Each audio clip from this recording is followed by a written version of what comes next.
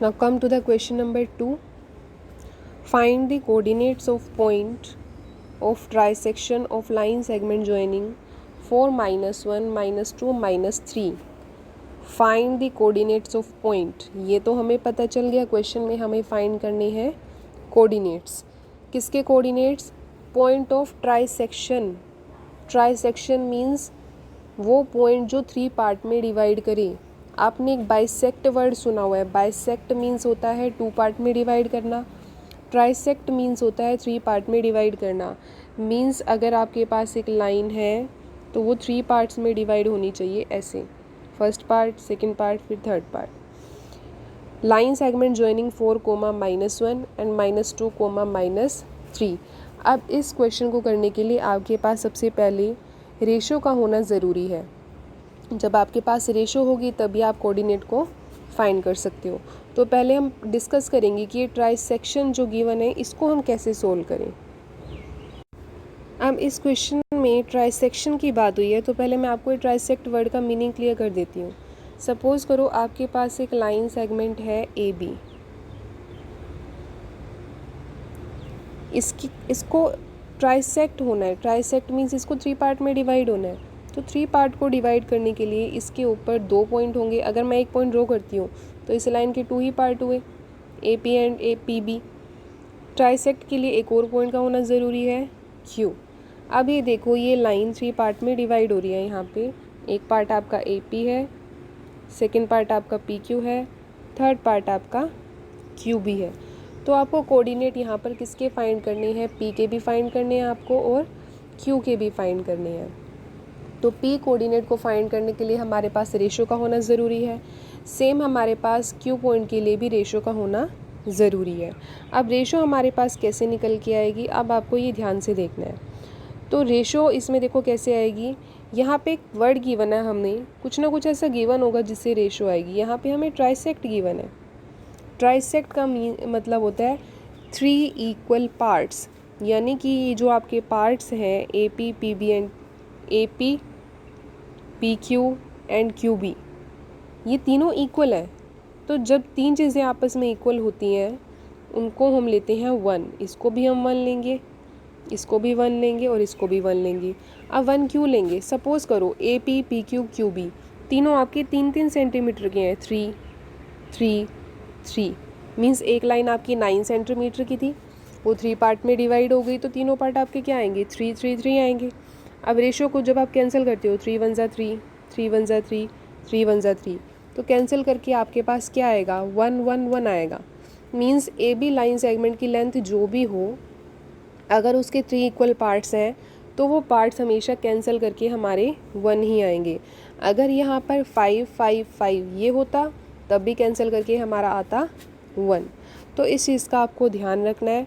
Trisect के case में आपको रेशो जो लेना है, हर एक पार्ट आपका क्या हो जाएगा? वो 1 1 1 हो जाएगा.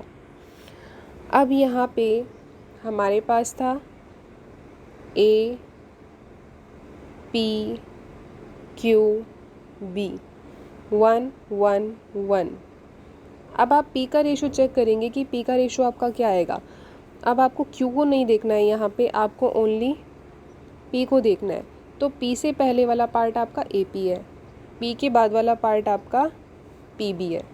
आपको ओनली पी देखना है. पी से पहले आपका ए पी पार्ट है, जो पी पॉइंट है वो ए पी और पी बी में डिवाइड कर रहा है. तो आपको ए पी और पी बी का रेशो चाहिए. तो आपका रेशो क्या आएगा? ए पी पार्ट आपका कितना है यहाँ पे? 1. ए पी पार्ट आपका यहाँ पे है 1 और पी बी आपका पार्ट कितना है? ध्यान से देखेंगे आप, 2. ये पार्ट आपका 1 है और इसके बाद वाला पार्ट आपका 1 + 1 हो जाएगा, ये 2. तो पी के लिए आपका रेशो जो यूज़ होगा वो 1:2 होगा. आई होप आपको ये रेशो क्लियर हो गया होगा. सेम आपका क्यू के लिए है.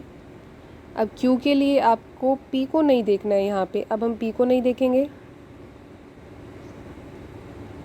अब आपको ओनली क्यू देखना है. तो क्यू से पहले आपका ए क्यू है, क्यू के बाद आपका क्यू बी है, ए क्यू एंड क्यू बी. तो ए क्यू आपका कितना है यहाँ पर? 2. क्यू से पहले आपके यहाँ पे 2 पार्ट आ रहे हैं, 1 + 1 आपका कितना हो जाएगा? ये 2. और क्यू बी आपका कितना है यहाँ पे? 1. तो क्वेश्चन को करने से पहले मैंने आपको ये सिखाया, अगर आपको रेशो गिवन नहीं है तो आपको कुछ ना कुछ ऐसी इन्फॉर्मेशन गिवन होगी जिससे हमारे पास रेशो आएगी। तो यहाँ पे आपको वो इन्फॉर्मेशन जो गिवन थी वो था ट्राइसेक्ट। तो ट्राइसेक्ट के केस में आपके 2 पॉइंट होंगे जो आपको फाइंड करने होंगे। एक पॉइंट के लिए आपका रेशो हो जाएगा 1:2 और दूसरे पॉइंट के लिए आपका रेशो हो जाएगा 2:1। अब इस रेशो का यूज़ करके हम अपना क्वेश्चन ईजिली कर सकते हैं। अब हम करेंगे क्वेश्चन का सॉल्यूशन। तो ये आपके सामने है क्वेश्चन नंबर 2 की स्टेटमेंट। तो ए एंड बी पॉइंट आपको गिवन है 4 - 1, बी पॉइंट आपका हो गया -2 -3, पी पॉइंट के लिए हमारा रेशो होगा 1:2। ये मैं आपको समझा चुकी हूँ कि आपका रेशो कैसे आया है। क्यू के लिए रेशो होगा 2:1। आगे आप यहाँ पे सेक्शन फॉर्मूला 1 टाइम लगाओगे। आपको पी एंड क्यू फाइंड करने हैं, आप 2 टाइम नहीं लिखोगे, स्टार्टिंग में लिख दोगे कि आपका सेक्शन फॉर्मूला क्या होता है। इसके बाद पॉइंट पी को हमने लेट कर लिया XY कि XY है हमारा। अब आपको मैंने सिखाया हुआ है कि आप X और Y की वैल्यू कैसे फाइंड करेंगे। आपको रेशो को प्लस करना है। तो X का पॉइंट फाइंड करने के लिए आपके पास रेशो है 1:2। तो 1 + 2 लगाएंगे आप, नीचे भी 1 + 2 लिखेंगे और यहाँ पे मल्टीप्लाई कर देंगे आप x2 और x1 को। तो x2 हमारा यहाँ पर होगा, यहाँ पे आपका ये x1 y1 है, b आपका है ये x2 और y2। तो x2 आपका है यहाँ पे -2 और x1 आपका यहाँ पे 4। तो 1 × -2 आपका -2 होगा, 2 4 आपका 8 होगा और बाय में आप लिखेंगे 3। 8 - 2 होता है 6, 6/3। सोल्व करके आपका आंसर आ जाएगा 2। तो यहाँ पे आपका आंसर आ गया 2। सेम आप y का फॉर्मूला लगाओगे। तो y का फॉर्मूला लगाने के लिए भी आप रेशो को प्लस करेंगे। p पॉइंट के लिए रेशो आपका 1 है, 1 + 2 और मल्टीप्लाई में आप लिखेंगे पॉइंट्स y2 एंड y1। तो y2 आपके पास -3 है, y1 आपके पास -1 है, दोनों नेगेटिव है, -3 एंड -1। तो 1 × -3 आपका हो जाएगा -3, 2 × -1 आपका हो जाएगा -2। तो -3 - 2/3 आएगा। इसको सोल्व करके आपका आंसर आ जाएगा -5/3। तो P पॉइंट के कोऑर्डिनेट्स आपके पास आए हैं 2, -5, 3। अब आप Q के कोऑर्डिनेट फाइंड करेंगे। Q के कोऑर्डिनेट को फाइंड करने के लिए आपके पास रेशो जो होगा वो होगा 2:1। सिंपल आप फिर से x और y का फॉर्मूला लगाएंगे। अब मैंने यहाँ पे x डैश लिखा है और यहाँ पे y डैश लिखा है। आपको अलग से शो करना है कि P हमारा XY है, Q हमारा कुछ और पॉइंट होगा, उसका नेम हमने रख लिया x डैश y डैश। तो ये भी आपका क्वेश्चन बिल्कुल सेम है। x डैश का फॉर्मूला आप लगाओगे, रेशो को प्लस करना है। रेशो आपके पास है 2 and 1, 2 + 1, 2 + 1 और मल्टीप्लाई में आप लिख देंगे x2 एंड x1। तो x2 आपके पास है यहाँ पर -2, x1 है 4। तो -2 आपको ब्रैकेट में लिखना है यहाँ पे और यहाँ पे 4। तो 2 - 2 आपका हो जाएगा -4, 4 1 = 4 और बाय में 3। 4 - 4 आपका हो जाएगा 0। 0 के बाय में कुछ भी आपका आंसर 0 ही आता है। तो ये पॉइंट आपके पास आया है 0। सेम आप y को फाइंड कर लेंगे। तो y को फाइंड करने के लिए भी आप क्या लिखोगे, y = रेशो आपके पास 2 and 1 है, 2 + 1, 2 + 1 मल्टीप्लाई करेंगे इसको y2 एंड y1 के साथ। तो y2 -3 है और y1 हमारा -1 है। तो 2 3 = 6 होता है, -6। 1 को -1 से करेंगे -1 आएगा और बाय में आएगा 3।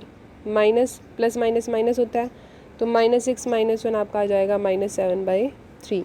ये मैंने सोल्व करके यहाँ पे लिखा हुआ है y डैश। तो Q आपका आ गया 0, -7/3। क्वेश्चन आपका सेम ही था, बस इस क्वेश्चन में आपको रेशो गिवन नहीं था। रेशो अगर आपको गिवन है तो आप इजीली कर लोगे, अदरवाइज़ आपको कुछ ना कुछ ऐसी इन्फॉर्मेशन गिवन होगी जिससे आपका रेशो आएगा। तो ये आपका सेकंड क्वेश्चन कंप्लीट है।